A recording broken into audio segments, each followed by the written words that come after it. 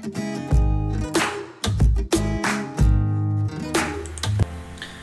everyone, welcome back to my channel Investor Happy.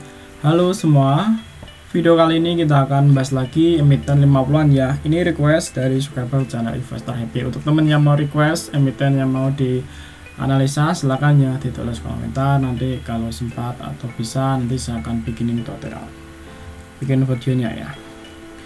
Oke, sebelum pembahasan kita disclaimer dulu ya, bahwa di sini hanya sebatas berbagi informasi, bukan ajakan untuk beli ataupun jual di emiten yang terkait di video ini. Oke, kita akan bahas emiten EPAK ya, atau Mega Lestari EPAK Sentosa Raya. Nah, emiten ini masih di support terkuatnya di 50 ya. Untuk opening ini ya, EPAK ini overnya kurang lebih sekitar 381.000. Kalau kita lihat di sini untuk perdagangan awal ya langsung 22.000, berikutnya ada 50 ribuan tadi ya. Ini 50, sebentar kita cek lagi ya. 3 detiknya.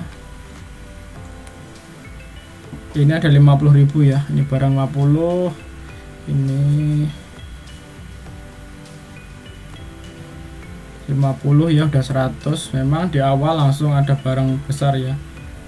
Nah, EPAK ini ya. Nah, jadi memang emiten ini di awal memang sudah ada barang besar ya, 100.000 ya, dari jam 9 lewat 13 detik ya, itu udah kekunci sekitar 100.000 lot ya. Nah, ini dari segi over seperti itu guys ya. Nah, kita lihat ya untuk fundamental, karena kita perlu itu ya. Karena emiten kayak gini harus melihat fundamentalnya ya.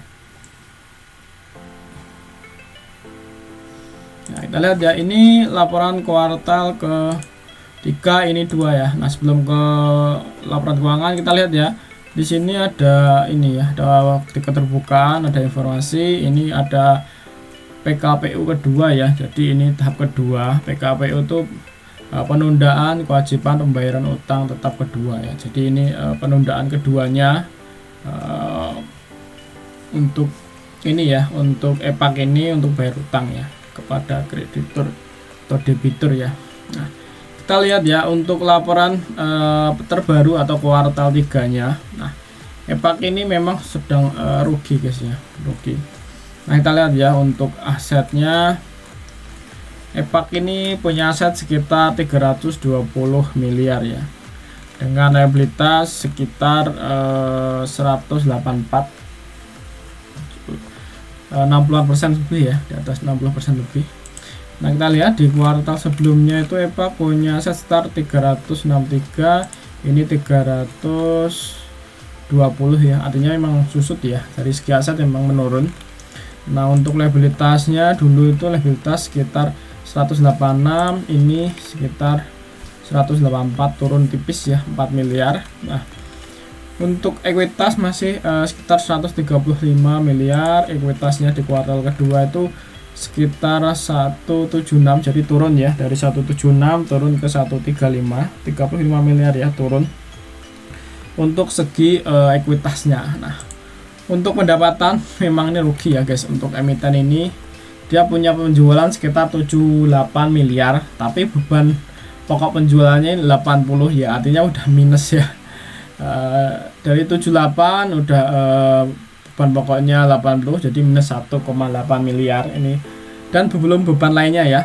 Nah, jadi total laba rugi sekitar 45 ya, 45 miliar ini kerugian ya. 45.700 juta ya ini kerugiannya. Kalau kita bandingkan secara year to year, sebelumnya itu dia udah masih cuan ya, 1,3 miliar, tapi di tahun yang sama di bulan yang sama dengan tahun yang berbeda ini rugi ya. Dari sebelumnya cuan 1,3, rugi jadi 45 miliar. Sangat parah ya kerugiannya, ini 45 miliar guys ya emiten ini, dengan EPS min 23. Memang emiten ini nggak baik-baik saja ya dari segi fundamentalnya guys. Nah, jadi bahas ini untuk teman hindarin aja ya emiten seperti ini ya. Jadi masih rugi. kecuali emiten 50 laporan keuangannya sehat ya, bahkan ada potensi turnaround. Nah itu pantau ketat aja ya, barangkali ada car seri 2 ya. Nah, kita lihat lagi ya emiten ini ya untuk cash flow-nya. Nah cash flow-nya ini masih positif guys ya, cash flow-nya sekitar 18 miliar. Kalau kita bandingkan secara year to year ini masih naik ya, dari 7,3 naik ke 18 miliar. Cash flow-nya masih positif guys, cuma memang untuk income-nya rugi ya, ruginya 45 miliar ya. Nah seperti itu. Ini kerugian tahun kemarin tuh ini ya, di kuartal kedua itu sebenarnya cuma 4 miliar ya. Nggak tahu kenapa di kuartal ketiga ini malah parah ya, bengkak banget ya, dari rugi 4,9 miliar naik ke 45 ya. Ini kerugian impact, jadi masih rugi ya emiten ini guys ya, jadi hindarin aja dulu. Nah untuk cash flow nya masih sama ya, nggak ada beda ya. Nah oke, kurang lebih seperti itu guys ya untuk emiten impact ya. Dari segi offer memang ada ganjelan ya di awal, di jam 9 lewat 15 detik udah ada 100.000 offer ya, langsung diganjel bidnya barangnya ya. Terus dari segi laporan keuangan memang emiten ini belum baik-baik saja ya, masih belum baik-baik saja, karena di kuartal kedua rugi cuma 4 miliar, tapi kenapa di kuartal ketiga itu naiknya signifikan ya 45 miliar. Jadi memang ada problem ya emiten ini ya. Nah oke, sekilas ya untuk analisa saham EPAC ya, untuk teman yang request tadi. Oke, kalau teman ada pertanyaan atau request silahkan aja ya ditulis di kolom komentar. Terima kasih semua atas nonton video ini, sampai ketemu di video berikutnya. Happy cuan and happy investor, bye bye.